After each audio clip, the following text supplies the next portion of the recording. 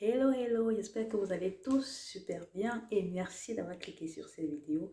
Alors aujourd'hui, on va parler de 5 versets bibliques qui nous maintiennent, nous les chrétiens, dans la pauvreté.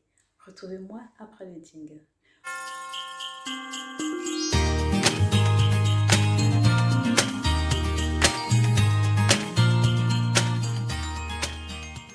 Bonjour et bienvenue sur la chaîne Chrétien Entrepreneur, je m'appelle Flovia.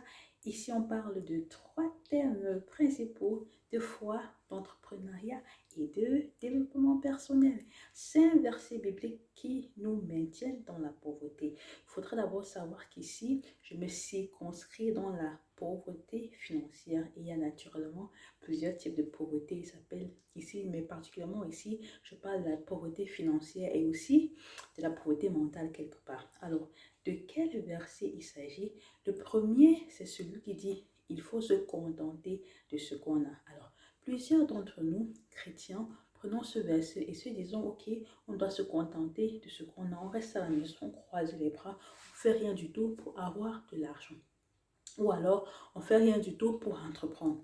Je voudrais d'abord naturellement clarifier que entreprendre n'est pas pour tout le monde. Sincèrement, ça c'est clair. Ma cible, c'est des chrétiens entrepreneurs. D'accord? Si vous êtes employé du Seigneur à plein temps, que vous n'avez pas la paix d'entreprendre, vraiment, cette vidéo n'est pas pour vous. Cette vidéo n'est pas pour vous et cette chaîne n'est pas pour vous. Il s'agit ici de susciter et promouvoir l'entrepreneuriat chez les chrétiens naturellement qui sont appelés à entreprendre.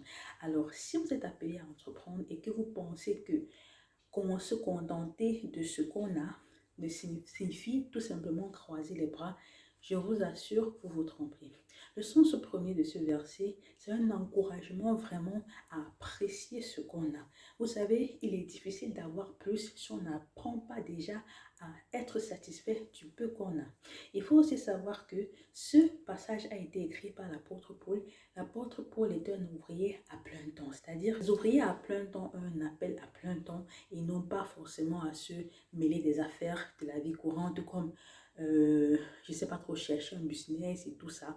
Vous savez, de profession, la Bible nous apprend que l'apôtre Paul était un dresseur de tentes.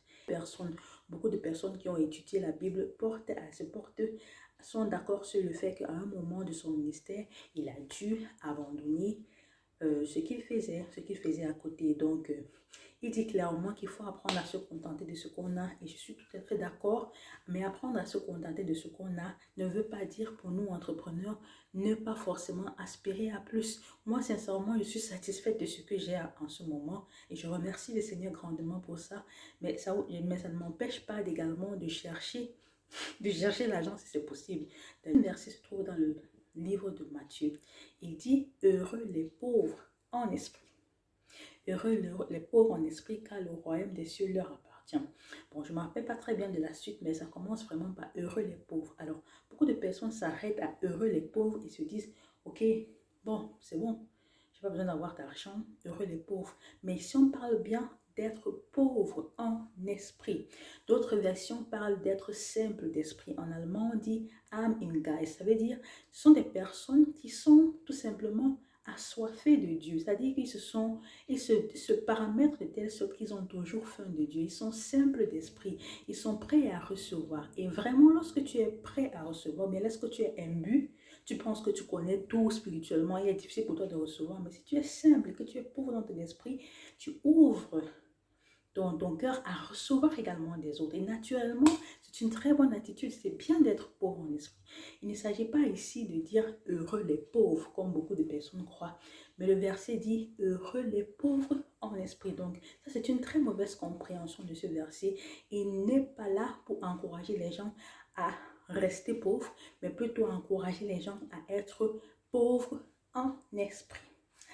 Alors, le troisième verset, c'est celui qui dit il est plus difficile à un riche d'entrer dans le royaume des cieux que pour un chameau de passer par le trou d'une aiguille. L'image de ce verset est vraiment très fort et je suis convaincue que si c'est le Seigneur qui l'a dit, il a forcément raison.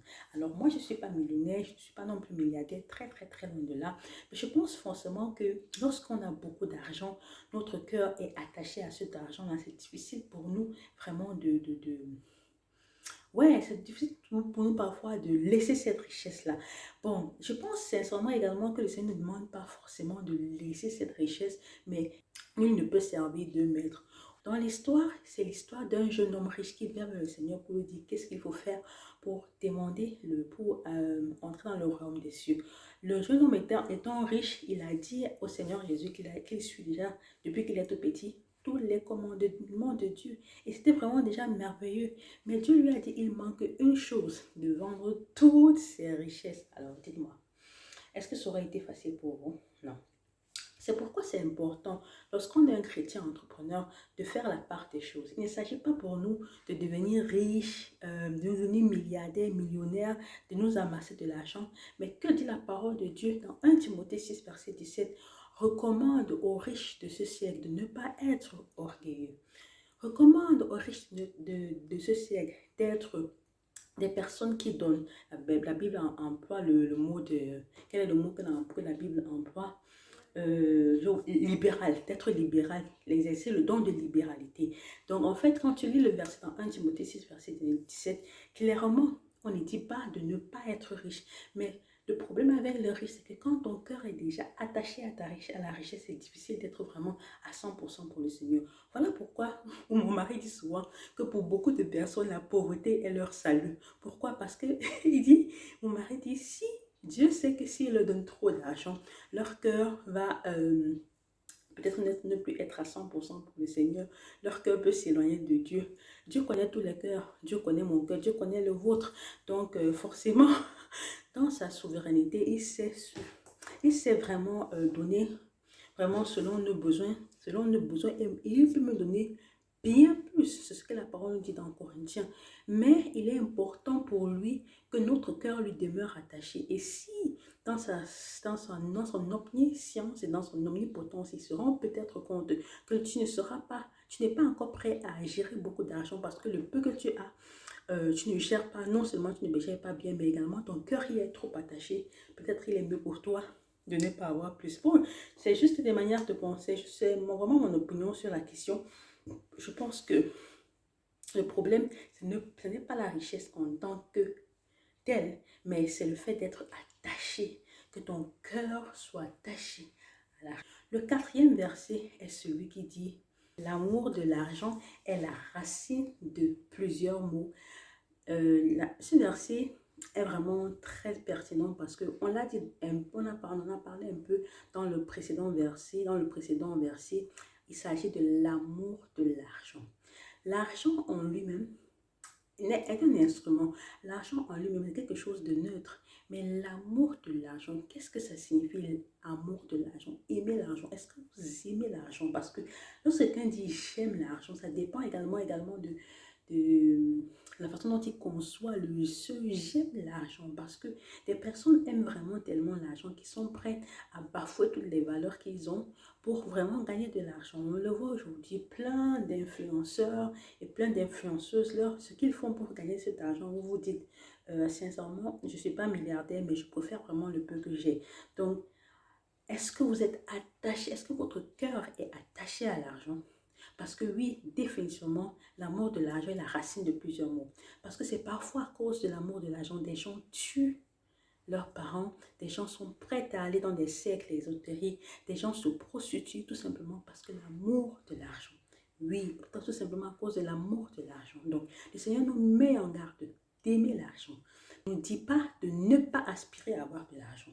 Faites bien la différence. Alors, le dernier verset que je vais aborder est celui qui dit « Ne vous inquiétez pas du lendemain ».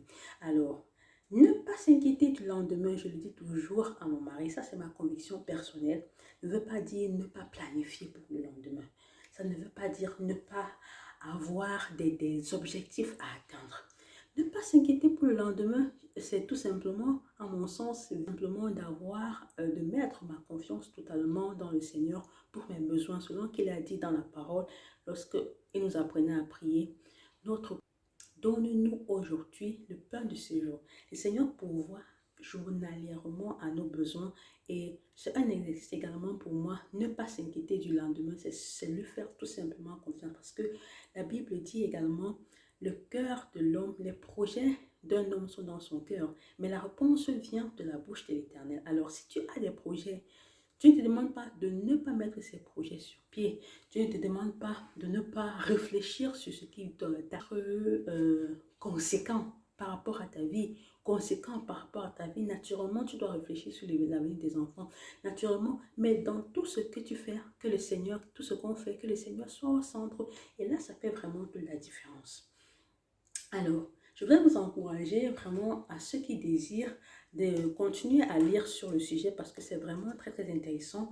Et j'ai listé ici quelques versets qui encouragent vraiment dans un sens l'entrepreneuriat. J'ai déjà parlé de 1 Timothée 6 verset 17 où il est écrit clairement que le Seigneur recommande aux riches de ne pas être orgueilleux. Mais en plus de ça, il y a également d'autres versets dans Proverbe que je voudrais vous lire. Alors, ce n'est pas très clair. Je ne sais pas trop comment je devrais placer cela pour que ce soit clair. Ok, je vous les lis. C'est dans 1 Timothée 6, verset 17. 1 Timothée 6, verset 17. Proverbe 13, verset 4. Proverbe 20, verset 4. Proverbe 6, verset 6. Ce sont des versets qui encouragent vraiment à être des gens qui planifient, comme par exemple celui qui dit va vers la fourmi paresseux, en été elle amasse, à la moisson elle fait ceci, elle fait cela. Des versets vraiment qui nous encouragent, nous entrepreneurs, à être diligents, et voilà, j'espère que la vidéo vous a plu. Dites-moi quel est le verset qui vous a le plus parlé dans les commentaires, et voilà quoi. Merci pour votre temps et on se retrouve à une autre vidéo. Au revoir.